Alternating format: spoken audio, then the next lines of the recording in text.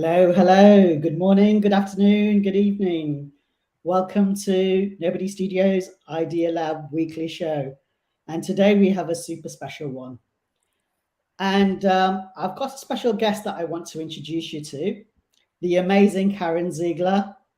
Karen, welcome, welcome. How are you? Hello, men, and all the nobodies around the world. It's been great to having met you over the last few weeks and our interaction and hearing about your lovely ideas. Could you tell our lovely audience a little bit about yourself and the world of change, and then we'll move on to some questions I've got for you. Yeah, sure. So happy to be here. I was introduced to Nobody by Zeigler, a mutual friend of ours, and she connected me with you. And um, I was drawn to Nobody's for a number of reasons. One, the title. I love that. I consider myself a nobody, Awesome. and just want to be able to serve. To make the world a better place, which is what I think innovation is all about. And yeah, I took the leap, and I think I watched one of your IdeaLabs and was hooked on the idea of working with an organization to bring ideas to life. It really kind of struck a chord with me, and so gosh, it's flown by, but it's only been a few weeks, and I'm really enjoying the process of going through these ideas with the Nobody process and seeing where it goes. Oh, that's amazing. Now, ideas can change the world, and learning Yeah. more about your background is obviously a sort of a change consultant and helping senior execs have change in their organization, for example. Can you tell Yeah, us a little bit about your day job and the sorts of things you get involved in? sure. Well, organizations and change have had a bad rap throughout history.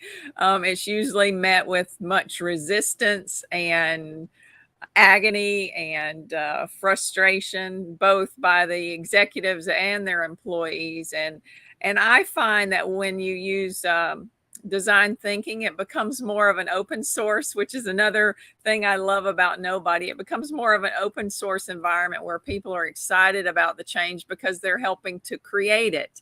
And so that's the work that I love to do, is to help leaders tap into the innovative potential of their employees to create the change that the organization needs to move it forward, to make it better both inside and out for the everyone, the employees, the shareholders, the clients, and the leaders themselves. It really makes their job a lot easier.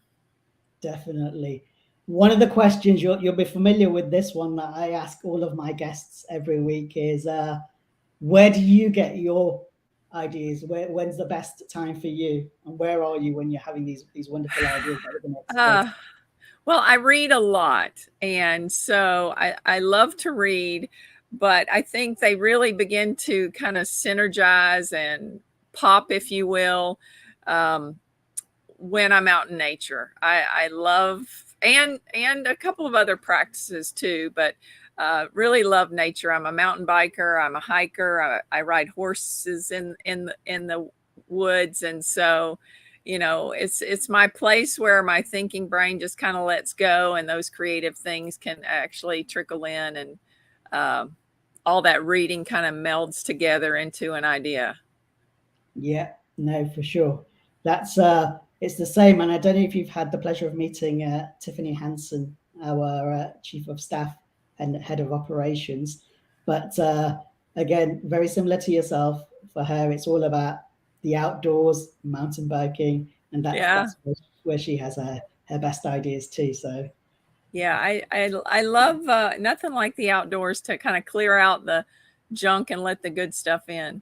oh, 100%. Yeah. And then I also saw you were recently named one of the top 1,000 most inspiring women leaders on LinkedIn. And LinkedIn is my life, as people know, because I do terrible dad jokes on there to amuse myself. But you've done something properly with LinkedIn there. Yeah, Um, LinkedIn is my favorite platform. I really love um, the conversations that go on there, the connections that I make on there. It's just a really great platform, and not a lot of the BS that happens on many of the other platforms. So I enjoy it, or at least that part is not in my sphere anyway. Yeah, yeah. So, Karen, you kindly submitted not one but three ideas up until now, and I understand you've got some more ideas. Probably, when you've been doing some more mountain biking and out there in those mountains. So I Yeah. thought what we would do today is to show our audience and to discuss some of the wonderful ideas, and for you to take us through your thinking behind these. And for people who haven't listened in on our IdeaLab live streams previously, the whole idea of the IdeaLab and Nobody Studios is to give opportunities to everyone to think of those sort of things they see around the world, and they're like, well, I'm not quite sure about this. Surely there's a better way. And then Yeah. having a voice to submit that idea and help us with our wonderful mission to create 100 compelling companies within 5 years. So Yeah. let's dive straight in and have a look at some of these. So I like the first one Oh, to, yes. Thank you. to there. So restaurant superhero. Tell me more. What was the inspiration for this one, Karen? This is funny. The inspiration, I was reading an article. There's a group on LinkedIn called Stone Resources, and they provide contingent labor to organizations. And I read an article that a connection of mine shared on the contingent labor. And really, it was just a kind of a random thought that I had, how, organizations are really, in pain right now because their employees are leaving in vast numbers to go find more fulfilling work. And, they're leaving good paying jobs, and many of them are ending up doing Uber or, all these side jobs so that they can, have autonomy, earn the money they need, but really pursue what their passions are. And the thought just occurred to me in reading that article, companies need to become the next Uber. They need to have those positions that people can jump in and fill when they got a few extra hours and want to make the money. And so I shared that on LinkedIn with that article. But then when I got connected to Nobody Studios, one of the things which might be helpful for people is you're not really interested in enterprise ideas because they take so long to evaluate. So I said, okay, well, how do I back this idea down a bit to something that can work in the real world? And, the first pain point that I saw personally in my travels is that restaurants are really suffering from this employee problem. Many of the places, unfortunately, I hit the fast food pretty regularly. They only have their drive-through open because they don't have enough staff for the inside. Or you go to a nicer restaurant where you want to sit down and have a meal, and half the tables are empty, not because of anything else than they don't have the staff to serve. And so I said, how can I tweak this idea to serve the restaurants so that people can, get in and out and get the service that they want in a way? And so that's kind of where it started. Yeah, no, fantastic. And then you kind of expanded on that a little bit as well, right? Around sort of, rating the servers as well, because that's again a bit of the world where it's instant sort of feedback for the service coming back to obviously the Uber. Yeah. Yeah. I kind of, took the approach, what kind of things have to happen in order for a restaurant server to utilize a work on demand like an Uber? And so, yes, you need the platform there so that they can go in and pick when they want to work, where they want to work, and how long they want to work, and all that. But part of the reason that's driving so many people out of the restaurant, other than being locked to a location and a shift and all that other stuff, is that the environment is often very toxic and demanding, and bad bosses can run the gamut there. And so I thought about, how can we create a better environment, especially when we're talking about even more temporary service than before. And that's when I kind of thought about the Airbnb, how when you book a room or a house at Airbnb, not only does the host rate you as a guest, but you as a guest rate the host. And so, what kind of social pressure could we add to giving better service to our employees and being better employees for our leaders than something like the Airbnb rating system, where we're each rating each other? And so, everybody's voice counts on the experience that we have in working at an organization. Yeah, no, that's great. And watching those Gordon Ramsay, Kitchen Nightmares or whatever that program is, where he goes in for 24 hours, and it's Yeah. always those horrible bosses, right? And you're like, wow, how did these staff stay here so long anyway? And it's kind of Yeah. you know, And I think that's the thing. The pandemic, both in restaurants and in all organizations, have caused people to think, do I want to put up with this every day? Do I want to, live my life like this when I spend a bulk of my time working for something I don't enjoy and I'm being treated poorly in? Yeah. No, totally agree. And for the audience listening in today, any feedback that you have for Karen about this idea and some thoughts and some feedback, feel free to post that as we go through this. And the whole idea behind the studio and the IdeaLab is to iterate and come together as nobodies to say, okay, so here's the crux of the idea. Now let's just keep on experimenting. What about if we do this? And someone says, yeah, that's great, but what about this? And nope, stop doing that, because someone's already done that and it didn't quite work. And it is the power of the crowd that we're really here, right? Yeah, I love that. Yeah. Absolutely. So this was the first stage of your of our process, as you know, Karen, to come up with a newspaper headline around what was the issue, the problem, the thing you saw that was a bit of an injustice, and then obviously highlighting what we could potentially do about it.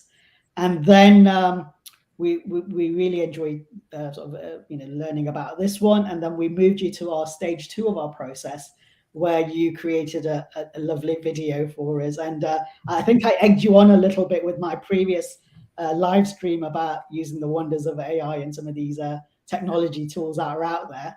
Yes. You obviously did your research and you're like, yeah, man, I'm not using that. I'm going to use my own AI tool, which I absolutely love as well. I hadn't seen that one before. So why don't we go ahead and have a little look at the video that encompasses your idea. So let's just jump. Sure. Here we go. Since the pandemic, fast food restaurants are drive-through only because they need more people to open the lobby? Or dine-in restaurants have a third of their tables empty because they need more staff to work them? Restaurants and their customers are suffering because many young workers quit for more flexible arrangements without the notorious bad bosses. Restaurant Superhero app to the rescue. Restaurant Superhero is a work-on-demand app similar to Uber, allowing food servers to scan nearby restaurants that are short-staffed to book a 2-hour lunch, half-day, or full shift. Second, Restaurant Superhero uses a rating system similar to Airbnb for workers, managers, and restaurants to rate their experience. This use of social pressure ensures a higher standard of service. Lastly, Restaurant Superhero uses a learning platform similar to Udemy to help servers grasp menus, get a virtual tour of the restaurant, and understand basic protocols, all ahead of their shift. The Restaurant Superhero app is a win-win-win. Servers win because they can work from anywhere, for as little or as much time as they want. Restaurants win because they no longer have to limit service because of server shortages. Every seat is now open for business. And above all, customers win with better, faster service. But stay tuned, Restaurant Superheroes, it's just the beginning. With this app, we are setting the stage for a model of superheroes ready to free the world's workers from lousy bosses and location lockdowns. There we go. It's really brought the idea to life, and we've had a flurry of comments based on you explaining the idea there, Karen. So Sure. here's our first question. How can we help the superheroes learn the menu or become familiar with particulars of a specific gig at a restaurant? That's from Jason. My understanding, especially with servers, is that they can go on the Udemy. I called it the Udemy feature of the app to preview the restaurant's menus to kind of become familiar with it. Also to preview any specials of the day or something that needs to, change on a regular basis. But there's only so many cuisines that are offered in restaurants. And so the more that these superheroes work from restaurant to restaurant, they'll see similarities. So it's really just a matter of, what are they called at that restaurant? What's a taco at Taco Bell versus a taco at, Moe's. So the similarities begin to grow. And as people use the app more and more, that they get really familiar pretty fast just by a quick glance or maybe a 15-minute study of a menu to know what to do. Yeah, and I guess they could specialize as well. So, well, I'm really a taco person. I'm only going to work with places where that do tacos, and that's going to be my stream, right? Yeah, absolutely. If you love the vibe at a Mexican restaurant or an Indian restaurant or whatever the case may be, you can pretty much work at any restaurant with that theme anywhere in the world once this is launched. Yeah. Well, if we look at the next one, the next question I saw actually, where's it gone? So, from Eric. So he actually said exactly what you were describing there, Karen. So using Udemy for certifying. So again, there's a level of quality there as well to kind of get some certification, and again, hopefully an increase in your salary as well. Sure. I think the Udemy portion of the app would have a lot of benefits to it. Not only becoming familiar with the menu or getting a virtual tour of the restaurant so you kind of know your way around before you get there, but also, you can have different certifications for service because, a fast food restaurant versus a 5-star restaurant has different levels of service. And if you have someone that's never worked in a 5-star restaurant, there may be certain little courses, micro learnings that they can get ahead of time to, prepare them for that 5-star environment. Yeah. So here's another question coming up. And wouldn't it be wonderful if we got 5-star service wherever we ate? This really could be used to raise the level of service of all workers. Yeah, no, totally. And here we can see one of the comments around, let's just make these places less toxic and a healthier workplace for everyone, right? Sure. Yes, like that manager employee rating system, the way I envision it, obviously we have a lot of digging in to do with this idea, is that, it's not just a pass or fail. It's probably 5 to 7 aspects of an employee and 5 to 7 aspects of a leader, and having them rate them from 1-star to 5-star to really kind of hone in on who's giving the great service, on both sides of things, the leader as well as the employee. Yeah. And which is going to benefit the leader's career progression as well. Yes. Yeah. We had another comment from Eric here. So looking at different certifications, like he said, if you're going for like a Michelin-starred 5-star experience, then you have the sort of that certification to say, yep, I know what I'm doing. I know which side the fork goes and which side and it's got to be like 0.5 millimeter from the table. Oh yes, I watched The Crown. I know how this works. Yeah, absolutely. Yeah. So you're really not just providing for the meeting of a need, which is the short-staffed of workers, but you're also elevating the abilities of leaders and employees. I mean, to go from a fast food restaurant to working in a 5-star, that's a big jump for someone that's only worked in fast foods, but you're giving accessibility to them in ways that they may not have ever had before. Yeah, no, totally agree. So this is the obviously the first stage, and then we looked at the video, which was the second stage, and then our third stage is where we have a quick sort of questionnaire asking specific questions around things like who else operates in this space. And I don't know if you've done any research up until now, but is there anything like this that already exists? Because that's one of the things I've seen in my startup world, where I've seen a number of startups spending lots of times and energy and lots of capital as well, only to find out that person in the corner is already sewn up the market, and they should have kind of pivoted a little bit. It's certainly something we got to research, but I think IdeaLab's timing with ChatGPT and using that as a research tool is really going to save us a lot of time to figure out, is this already existing and utilized somewhere else? Yeah. we've got a couple of minutes spare, and you mentioned that our favorite topic there, right? AI and ChatGPT. So I can't let that go. Okay. I'm sure you've had a little play with ChatGPT. Where could that potentially be used in this sort of use case and this idea, for example? Wow.